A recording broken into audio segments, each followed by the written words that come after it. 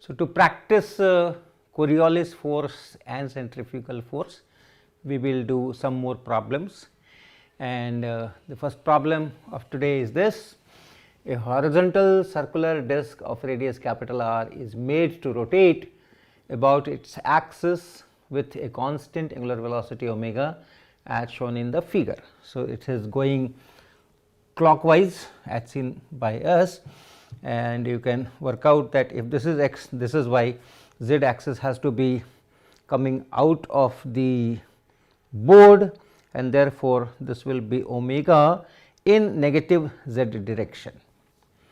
A straight groove is made on the disc at a distance x from the center. So, this is a groove. In last lecture I had done a problem where the groove was passing through the center, and now the groove is at some distance from the center, that is the only difference. At a distance x from the center, a small block of mass m is kept in the groove at a distance b from the center and is released from there and is released from there, okay, in the disc frame. So, we have to work in the disc frame, find the distance and the velocity of the block as a function of time at time t, and then find the normal force by the vertical surface of the groove at time t. So, very close to the problem that we had solved earlier. So, if at time t it is somewhere here, let us say, and this y coordinate is y here, y coordinate is here, and the x coordinate is fixed, the x coordinate is capital X, and then we can write the forces on this block that we have to take care. One is centrifugal force,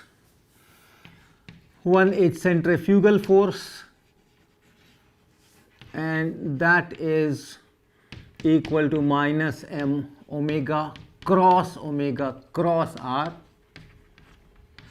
and omega is minus omega k cap, because it is going clockwise as seen from the positive z side. This is omega. R vector at time t you can write as capital X I and plus small y j. Okay. Small y is variable, as a function of time this will increase, capital X will be fixed. So, this is r. So, you can write this as equal to minus m, and this omega vector is minus omega k cap, and then cross this omega is again minus omega k cap, cross r vector is capital X I cap and plus y j cap. And then you first evaluate this. This is m omega k cap cross. Now, here this is minus omega x. So, minus omega capital X, k cap cross I cap will be j cap. So, it is j cap I j k. So, k cross I will be j. So, it is this, then minus omega y and k cap cross j cap, k cap cross j cap is minus I cap. So, this is minus I cap.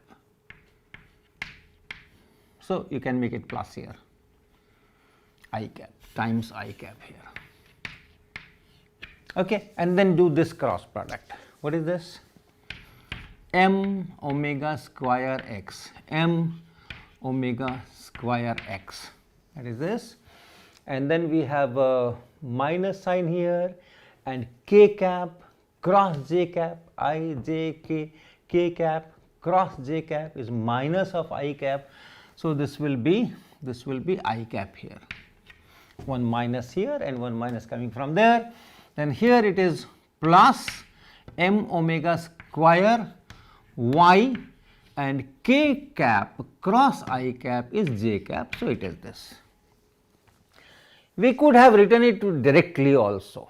The centrifugal force is m omega square and the distance from the rotation axis outward. So, if in this figure the centrifugal force must be in this direction, and that is m times this omega square times this distance and in this direction. So, you can easily write this expression. So, this is centrifugal force. Then you have Coriolis force. Coriolis force. What is Coriolis force? It is minus 2 m omega cross velocity. So, that is minus 2 m, then minus omega k cap and cross velocity. Velocity is only in y direction, nothing in x direction. It can only move in the group. So, it is just y dot. You can write that as y dot or dy dt, and in j cap direction. This rate of change of y gives you the speed, and then j cap direction, and once again this minus and this minus is plus. So, 2 m omega y dot, and then k cap cross j cap is minus I cap. So, it is minus here and I cap here. So, that is the Coriolis force. So, you have Coriolis force in the x direction, velocity is in this direction. So, Coriolis force is just this much, which is in x direction, and the centrifugal force has both components, x component and y component, and therefore, if it is to go only in y direction, x direction there is no acceleration. So, the force on x direction should be 0, right. So, you have yet another force, and that is normal force, that will balance it. Okay. You have Coriolis force I component, you have centrifugal force I component. So, there is an I component, and that I component has to be balanced, it has to be balanced, and therefore, another force, that normal force is there n, and this n could be from this side or this side. The inner side will exert a normal force in the positive x direction, the outer side will exert force in the negative x direction. So, what is the resultant, that we do not know. So, we will just write n is equal to n I cap. It is either this n can be positive or negative. So, it can be in positive I direction or it can be in negative I direction. All right. So, part 1, first part, find the distance and velocity of the block at time t. So, I need y and I need y dot. Okay. So, the force in y direction, let us see force in y direction, that comes from here. So, this is m times omega square y, and therefore, acceleration y double dot is equal to omega square y. We have already solved this equation in the previous lecture. Y is some a e to the power omega t and plus e to the power minus omega t. Okay. Using the initial conditions. What are the initial conditions? At t equal to 0, y should be equal to b and y dot should be equal to 0, that is the condition. Our general solution would be a, and this a also I know, this a is b by 2, Our general solution is a omega t plus b e power minus omega t, but when you put these conditions you get this as y, and then y dot you can differentiate. So, b by 2 and omega will be there, e power omega t and minus e power minus omega t. So, that is the velocity in y direction. That is part A. Now, come to part B. In x direction the total force has to be 0. So, let us collect all the x components. So, from centrifugal force I have m times omega square x, capital X, that is in I cap direction. From Coriolis force I have minus 2m omega, and then y dot that is in x direction, and plus n. That should be equal to 0, and therefore n should be equal to 2m omega y dot, and y dot is here, which is b omega by 2, and then e to the power omega t, and minus e to the power minus omega t. This is y dot. So, this comes from the Coriolis force. N is equal to, this goes on the other side and becomes plus 2 m omega, this is 2 m omega, and y dot is b omega by 2, and this much. So, it is, and from here it is minus m and then omega square and times x. So, that is the equation, you can cancel this 2 here, this omega can be put here, omega square, and you can make some decoration, some simplification looking, and this is the normal force. Now, the thing is that this y dot is increasing continuously. This y dot is increasing continuously. To start with, at t equal to 0, this y dot is 0, and therefore, n will be just this much, and which is negative. The x, this normal contact force is in negative x direction. That means this outer wall is pushing it more than the inner wall. But then this y dot is increasing.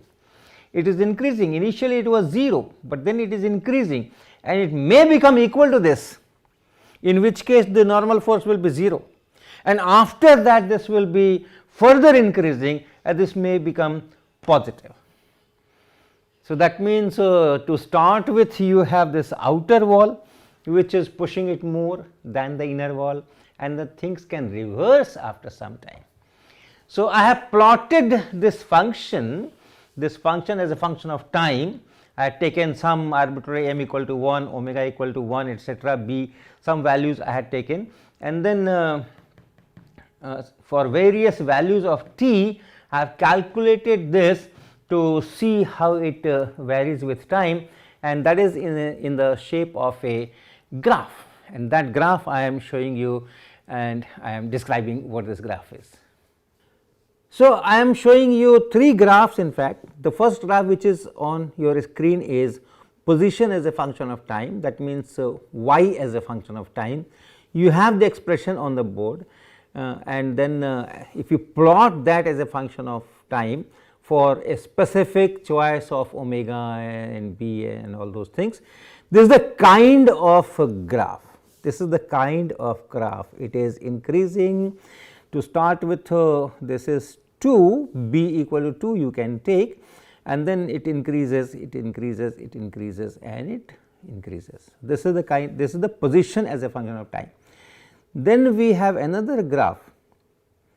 This is another graph which is velocity as a function of time. Looks quite similar, e to the power omega t plus e to the power minus omega t, and e to the power omega t minus e to the power minus omega t. Qualitatively they look very similar, because that e to the power minus omega t, that becomes very small. So, whether you add it or you subtract it does not make much of difference after some time. So, that is velocity as a function of t, and more interesting is the normal force as a function of t. The normal force as a function of t. Look at it very carefully and see where is the 0 on this vertical scale. See where is the 0 on the vertical scale. So, initially when t equal to 0, 1, 2, 3, 4, you can see from this graph is this normal force is negative, the outer wall is pushing more, but after some time, some 4.4 second or so, n becomes positive. So, there is a point, there is a time when both sides are pushing equally, that means probably none of the two sides are pushing, the resultant is 0, and then after that this inner wall is pushing more than the outer wall and so on. So, that is the kind of variation you have in n. Here is another problem. It says a horizontal circular disc is rotating about its axis with a uniform angular velocity omega in vertical direction, vertically upward direction. A small coin is placed at a comma 0, these are xy coordinates, and is released from rest with reference to the coordinate axis shown in the figure. Find the position of the particle as a function of time and sketch the path. So, here are the axes, you have this circular disc and going about this vertical axis, the disc itself is horizontal and you have x axis and y axis fixed on the disc, and we have to solve everything from the disc frame. We have to sketch the path of the particle with reference to these axes only, everything is to be done in this axis. Now, you remember this was the live demo that I gave. We had a circular disc and then it was rotating about a vertical axis, and then we put a small black ring there on the disc somewhere released from rest, and then we saw the path. So, that is what we are trying to do the theory. Okay. So, in the disc frame, what are the forces? And the vertical normal reaction of the platform is balanced by the weight of that coin, and friction we are neglecting. So, the only forces are pseudo forces in the horizontal plane. And what are those? The forces. So, from the disc frame. So, we are working with the disc frame only. So, from the disc frame, the force, net force is just the pseudo forces, and that we have m omega square and then r. This is the centrifugal force omega vector cross r, and you know, once it is axis is known, then distance from the origin m into omega square into that distance in the outward direction. So, from the center is just this r vector, centrifugal force, and then you have Coriolis force, and Coriolis force is 2 m omega cross v. Okay, so this we write as m omega square x I cap plus y j cap. I am writing at a general time t. So, if the coordinates of the particle, position of the particle on the disc is x comma y with reference to the axis shown, then this position vector r is x I cap plus y j cap, and minus 2 m omega is omega k cap, this omega vector is omega k cap, and cross velocity, velocity will be x dot I cap plus y dot j cap, the x component of velocity and y component of velocity. So, this is m omega square x I cap plus y j cap, and then minus 2 m omega into omega you can write here, and then okay, 2 m omega x dot and k cross I is j. So, j cap here. The first term I am writing minus 2 m omega k cap cross x dot I cap, this I am writing. So, minus 2 m omega x dot, and then this is j cap. Second term is minus 2 m omega and y dot, and then k cap cross j cap is minus I cap. So, it is plus here and I cap here.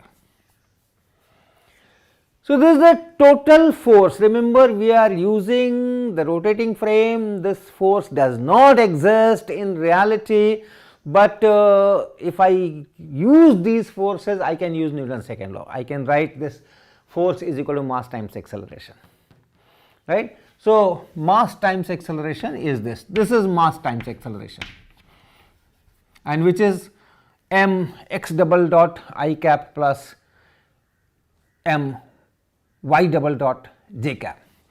So, this is m x double dot I cap and plus y double dot j cap, and let us write the x component from the both sides and y component from the both sides. So, you will have two equations. What are those? M cancels out from everywhere. So, m I am not writing, m cancels out from everywhere. X double dot is equal to I cap only, omega square x I cap. So, omega square x here, and then I cap here. So, plus 2 times omega y dot. So, that is x double dot, then y double dot, the y component of the acceleration as seen from the disk frame, j cap. So, omega square y, and then j cap is here minus 2 omega x dot. These are the two equations. You have acceleration in x direction, d2x dt square, and here you have x, that is okay. But here you have this y dot. So, this is d2x dt square, and here it is dy dt. So, how will you integrate? And similar the situation here, this is d2y dt square, but then here you have dx dt. How will you integrate? But there is a beautiful technique for doing that, and that is you multiply this equation by I. What is this I? This I is square root of minus 1. It is not I cap, it is just I, which is square root of minus 1, and then add these two, x double dot plus y double dot, x double dot plus I times y double dot is equal to, here omega square x plus iy, x plus iy, and here 2 omega. Let us take minus 2 omega common, we are adding. So, x dot here, and then minus omega is taken. So, y dot I times y dot here. Okay, so let us check. I have to multiply this whole equation by I. So, this I have put I here, then this I have put I here, and here 2 omega y dot and minus x dot I, all right. So, this I comes here, correct. So, we are adding minus 2 omega x dot I minus 2 omega x dot I, then here it is plus 2 omega y dot plus 2 omega y dot. Take one more I common here, take this I outside. What will happen? What will happen? This will be omega square x plus iy minus 2 I omega. I have taken this I also outside, and this becomes x dot plus iy dot. Okay, I into I is minus 1. So, that plus becomes minus, and I if goes here it will be I x dot. So, this is it.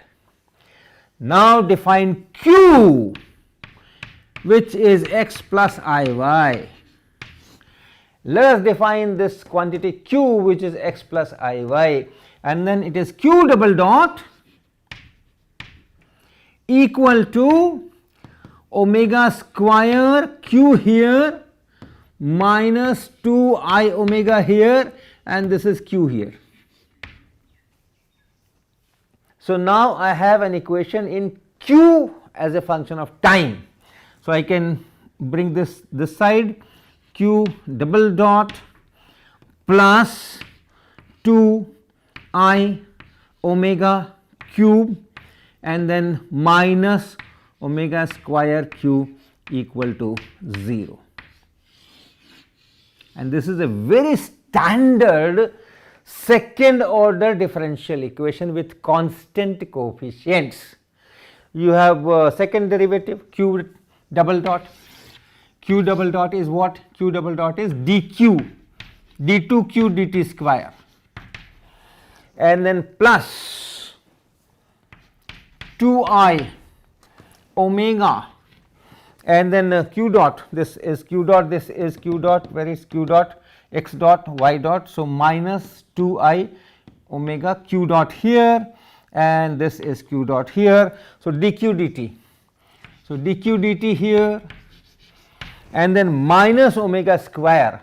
So, this is plus I omega square and q, and this is equal to 0. Okay. So, it is a very standard equation. Though in textbooks of differential equations, you will find this d2y dx square plus c1 times dy dx plus c2 times y equal to 0. This is a standard statement of the differential equations of second order differential equation with constant coefficients. That is the heading.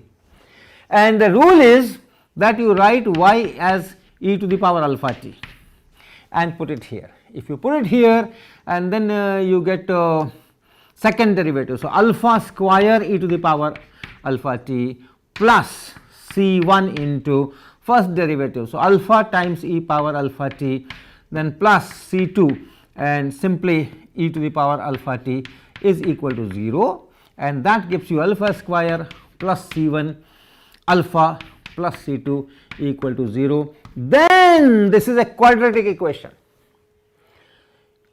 You will get two values of alpha, say alpha 1 and alpha 2.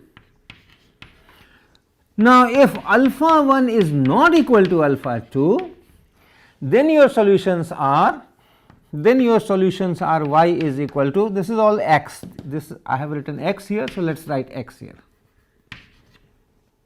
all right. So, x here, x here. So, your solutions are y is some constant, arbitrary constant, e to the power alpha x, that is alpha 1 x, plus another constant e to the power alpha 2 x. This is the final general solutions. You have second order equation, you have two arbitrary constants, done. But if alpha 1 is equal to alpha 2, that happens when your discriminant is 0 and all that. If that happens, then the rules are different. Then y is equal to a plus bx and then e power alpha x, whatever that, alpha 1 is equal to alpha 2. So, both are equal, any one you put here. So, this is the rule, remember this is the rule, and according to this rule I have to solve this equation. So, let me make some space here to work. So, let us do this. What we will do, we will be putting q equal to e to the power t here. So, alpha t. So, d2q dt square. So, alpha square e to the power alpha t. So, this will be, let us say, let me do here, alpha square e to the power alpha t. This is this part, plus 2 I omega and then dq dt. dq dt will be alpha times e power alpha t.